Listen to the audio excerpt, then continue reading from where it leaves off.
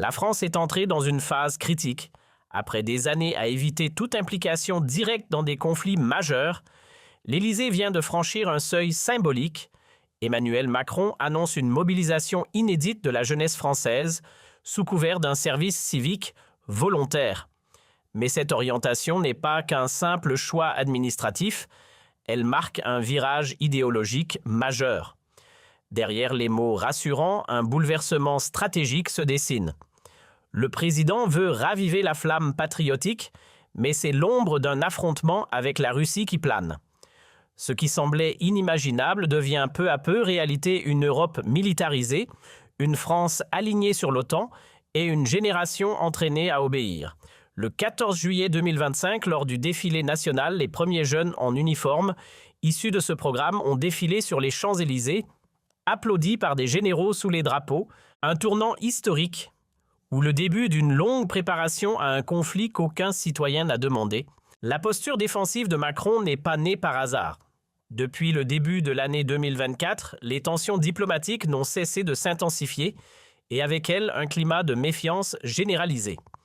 Officiellement, le programme de service national est présenté comme un outil de cohésion sociale.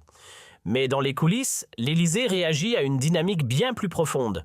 Les discours présidentiels évoquent l'unité, mais les signes sont ailleurs: augmentation des budgets militaires, révision des doctrines d'engagement, multiplication des exercices conjoints avec l'OTAN. Ce n'est pas une simple coïncidence. En mars 2025, des directives internes ont même été transmises aux mairies pour faciliter l'identification de profils engagés, jeunes et influençables. Un processus opaque qui soulève la question suivante: s'agit-il encore d'un volontariat ou d'un enrôlement déguisé? La pression sur les familles augmente, les médias relaient le récit d'un devoir citoyen et les incitations financières se multiplient. Le format civique devient l'emballage parfait pour une mécanique bien plus redoutable. C'est dans cette atmosphère de crispation nationale que l'Élysée a discrètement lancé l'un des programmes les plus controversés de la Ve République. Loin des projecteurs, au sein de centres de formation spécialisés implantés dans plusieurs régions rurales, se déploie une architecture inédite, un réseau de préparation militaire avancé, piloté par des cadres issus des écoles de guerre. Officiellement, il s'agit de renforcer la résilience nationale. Officieusement, tout pointe vers un dispositif d'endoctrinement civilo-militaire à large échelle. Chaque centre forme des groupes restreints de jeunes triés sur le volet sélectionné, non pour leurs compétences, mais pour leur docilité idéologique. Le programme rythmé, exigeant, encadré par d'anciens officiers reconvertis. Derrière les discours sur la citoyenneté, on enseigne les réflexes d'obéissance, l'habitude de l'uniforme et la normalisation de la présence militaire dans l'espace civil. Un modèle parallèle se construit brique par brique, loin du regard des médias, mais sous l'œil attentif du pouvoir. Le calcul de Macron est froid, mais méthodique: détourner la jeunesse vers un programme militaro-citoyen, c'est imposer un nouveau cadre d'influence bien plus rigide que tout ce que la République a connu ces dernières décennies. C'est aussi instaurer un canal direct entre l'État et les esprits en formation. En compressant les délais d'implantation, en limitant les garde-fous démocratiques, le pouvoir crée un couloir de transmission idéologique qui échappe au débat public. Et ce n'est pas un détail, car à travers ce format, l'Élysée dialogue sans filtre avec la jeunesse, sans presse, sans opposition, sans médiation. L'OTAN observe et applaudit. Les partenaires européens s'alignent, voyant dans cette manœuvre un modèle à suivre. Mais à Paris, certains députés parlent d'une dérive autoritaire. Selon plusieurs sources parlementaires, les premiers modules de formation intègrent déjà des contenus orientés loin de l'éducation civique classique. Le choc n'est pas encore visible à la surface, mais les fondations d'un appareil de contrôle sont bel et bien posées. Ce qui devait ressembler à une initiative civique honorable est en train de se muer en une manœuvre sécuritaire sans précédent. Les répercussions sont brutales. Des milliers de jeunes convaincus de servir leur pays découvrent progressivement les véritables contours du dispositif encadrement militaire: strict, hiérarchie opaque et marge de liberté réduite à peau de chagrin. Les premières structures régionales ont déjà signalé des débordements entre discipline autoritaire et méthodes d'évaluation douteuses.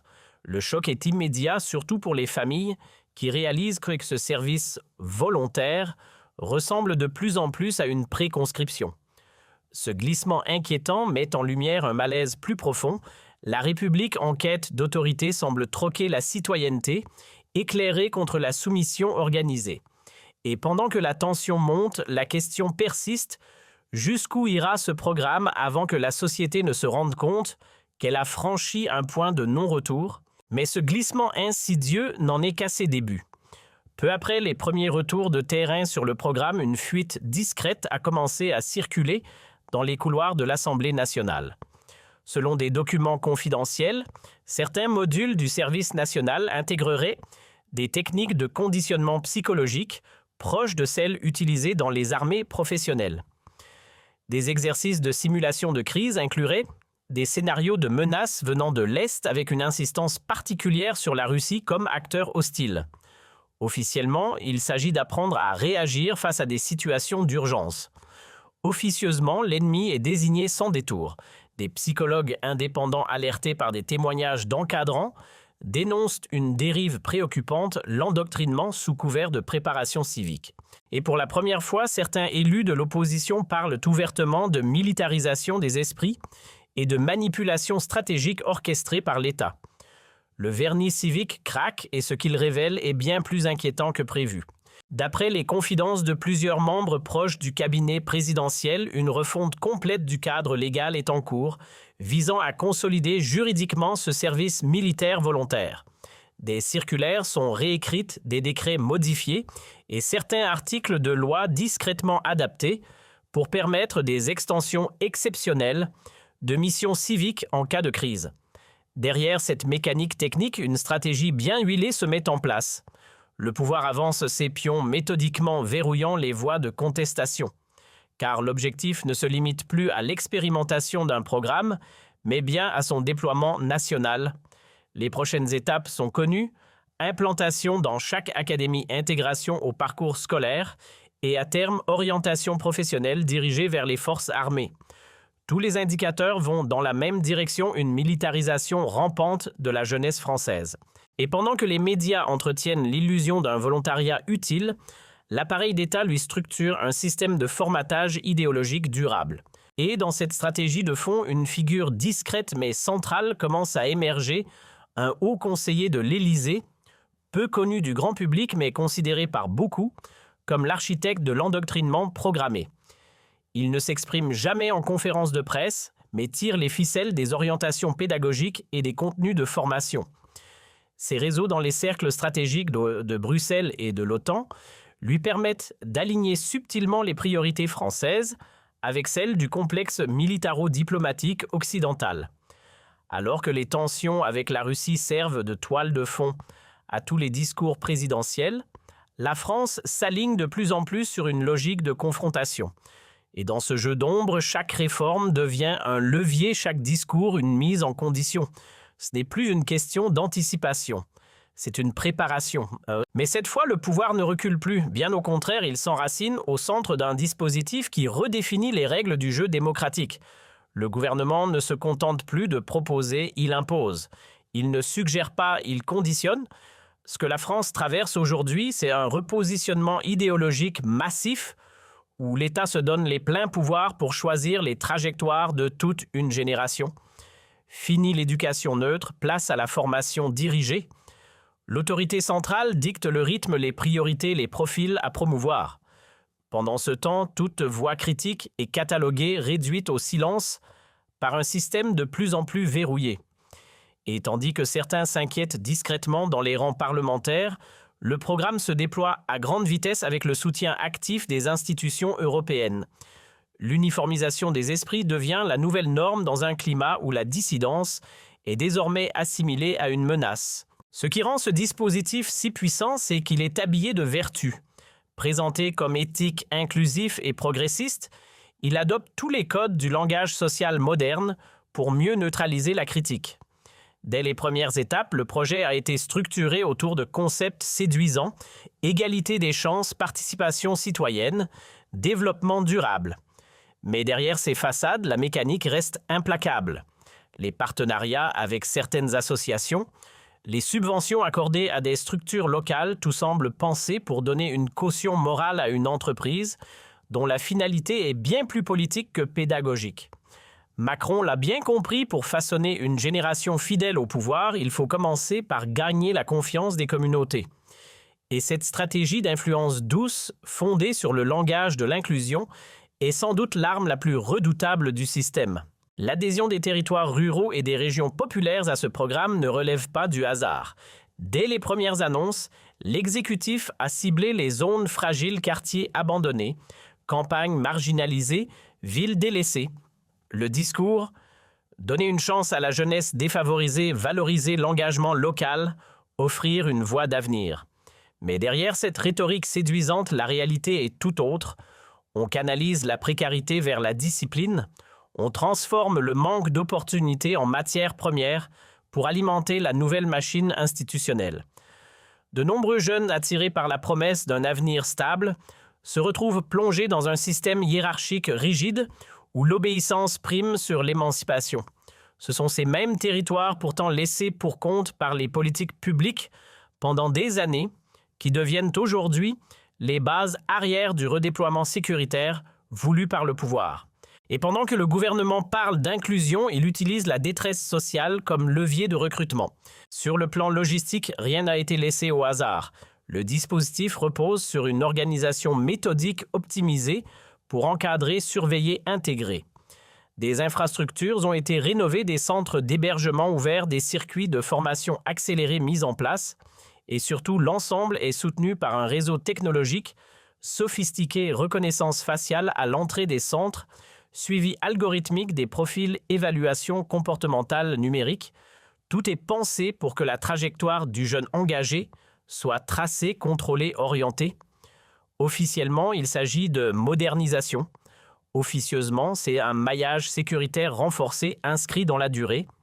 Et ce n'est pas un détail, cette structure, une fois installée, pourrait survivre à n'importe quel gouvernement. Ce qui se construit aujourd'hui dépasse de loin le simple service civique. C'est une architecture de contrôle générationnel. Pour maintenir l'illusion d'un projet citoyen vertueux, le gouvernement n'a pas hésité à mobiliser des leviers fiscaux très avantageux. Des exonérations discrètes des primes de participation et des aides à la formation ont été mises en œuvre à destination des structures impliquées dans la mise en place du programme. Officiellement, il s'agit de stimuler l'engagement, mais en coulisses, ces mesures servent surtout à séduire les grandes entités privées chargées de la logistique et du recrutement. Résultat, une partie importante des fonds publics est réorientée sans débat vers des sous-traitants proches du pouvoir. Les collectifs citoyens tirent la sonnette d'alarme. Ils accusent le gouvernement de détourner l'argent du contribuable au profit d'un système d'encadrement idéologique maquillé en dispositif d'utilité publique.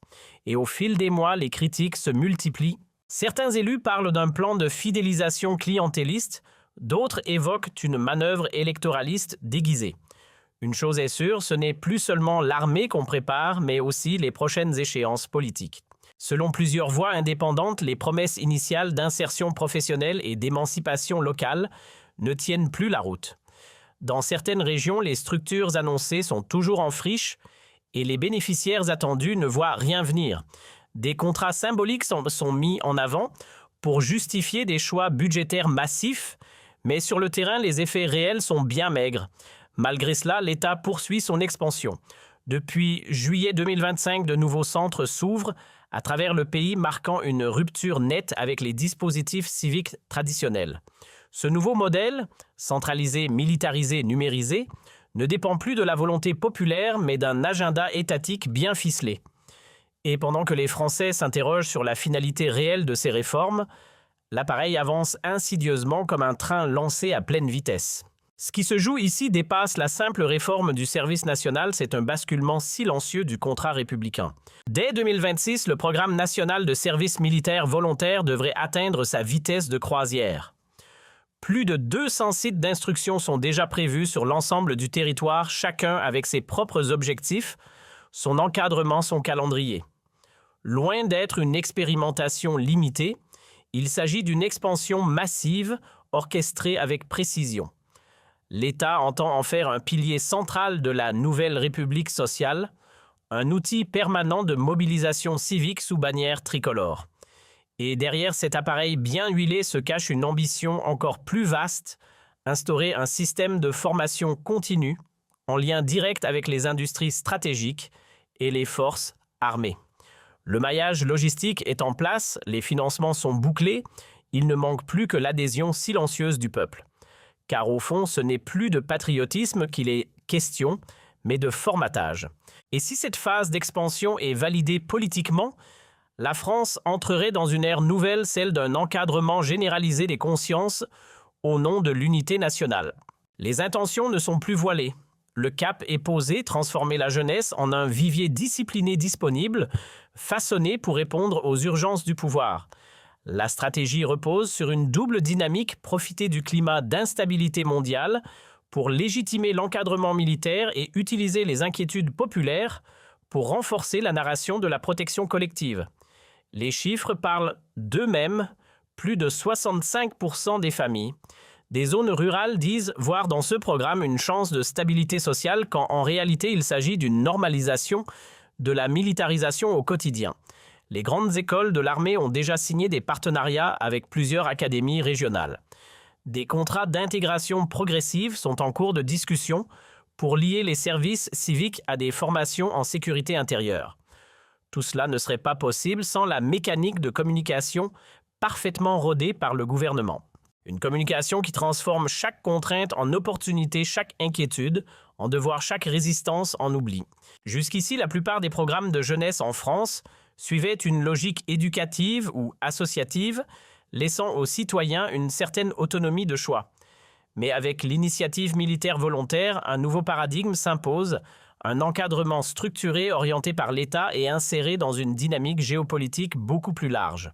Là où autrefois les décisions relevaient des collectivités ou du tissu associatif local, c'est désormais Paris, et plus précisément l'Élysée, qui pilote. Ce changement de cap réduit considérablement la marge de manœuvre des familles, des mairies et des établissements scolaires. Il impose une trajectoire nationale dictée par des impératifs sécuritaires et diplomatiques. Et comme toute centralisation autoritaire, elle s'accompagne de fragilités structurelles. Le projet nécessite des ressources colossales, formateurs qualifiés, infrastructures adaptées, personnel encadrant sans parler du consensus politique nécessaire pour pérenniser l'effort. Or, à mesure que le programme grandit, les tensions aussi. Les premiers rapports pointent un manque criant de préparation dans certaines zones. La logistique patine et la confiance s'effrite. Les tensions sociopolitiques ne cessent de monter. Le cadre légal autour du service national volontaire reste flou et les contestations se multiplient. Les syndicats enseignants dénoncent l'imposition de modules militaires dans les programmes scolaires, tandis que des associations de défense des droits alertent sur la surveillance numérique instaurée dans certains centres de formation. Et malgré ce climat de crispation croissante, le gouvernement avance imperturbable. Des campagnes de communication intensives continuent de vanter les valeurs républicaines du dispositif alors que sur le terrain, la méfiance s'installe. Certaines municipalités refusent désormais de collaborer, pointant l'absence de consultation locale. Mais le pouvoir central s'accroche. Il maintient que l'adhésion populaire est réelle tout en verrouillant les débats parlementaires et en accélérant les décrets d'application. Le test décisif arrive avec la seconde phase du programme censé étendre l'encadrement à des secteurs plus larges, écoles professionnelles, universités et administrations locales. Cette extension nécessitera non seulement un financement massif, mais aussi une reconnaissance internationale. Car à ce stade, la France ne réforme plus son modèle civique, elle le transforme radicalement. Aujourd'hui, tous les regards se tournent vers la France.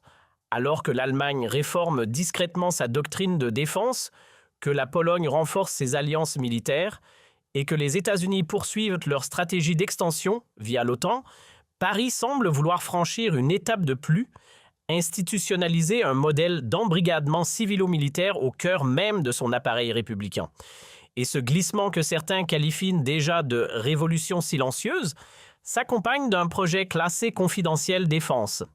Selon plusieurs sources parlementaires, l'exécutif étudierait la création d'une entité hybride, un opérateur national mixte chargé de la coordination des jeunes engagés avec pouvoir d'orientation droit d'intervenir sur le plan territorial et accès prioritaire aux données citoyennes. Ce scénario encore non officialisé agite les coulisses du pouvoir. D'aucuns y voient une dérive autoritaire à peine voilée, d'autres une réponse adaptée aux menaces modernes. Si cette structure voit le jour, elle marquera un tournant. La France ne serait plus une démocratie d'équilibre, mais une puissance centralisée où la jeunesse devient une variable stratégique au service du pouvoir.